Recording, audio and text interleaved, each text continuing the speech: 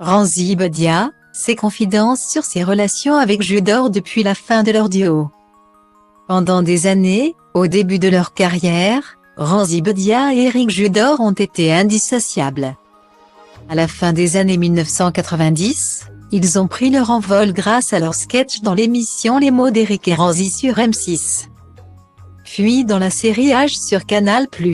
Ils se sont ensuite attaqués au cinéma avec la sortie de leur premier film, La Tour Montparnasse Infernale, en 2001. Le tandem est également apparu dans Double Zéro, Les Dalton, Seul ou encore La Tour de Contrôle Infernale, suite de leur premier succès. Néanmoins, les deux acolytes ont aussi des projets l'un sans l'autre. Ainsi, le frère de Mela Bedia a tourné dans de nombreux longs-métrages sans celui dont il était autrefois inséparable. Ce 18 janvier 2023, il est à l'affiche de Youssef Salema du succès de Baya Kasmi. Il y incarne le personnage principal, celui d'un écrivain très populaire qui ne vit pas toujours bien sa notoriété. Un rôle qui a été écrit pour lui, comme il l'a confié à Télé 7 jours juste avant la sortie du film.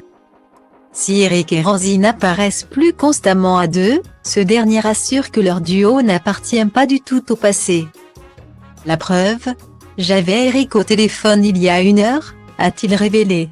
L'ancien compagnon d'Anne de Petrini a ensuite montré fièrement son téléphone au journaliste, pour lui montrer quel nom avait Eric Judor dans son répertoire. Comme vous pouvez le voir. Je l'appelle con.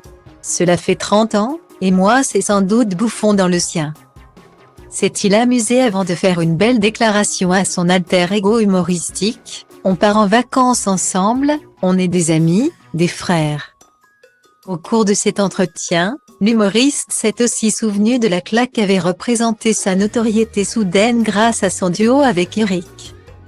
J'ai le souvenir de personnes qui changeaient de trottoir quand je marchais avec mes copains et, du jour au lendemain, des gens traversaient pour me saluer. Passer de rien à tout. L'argent, la notoriété, ça m'a brûlé, un moment.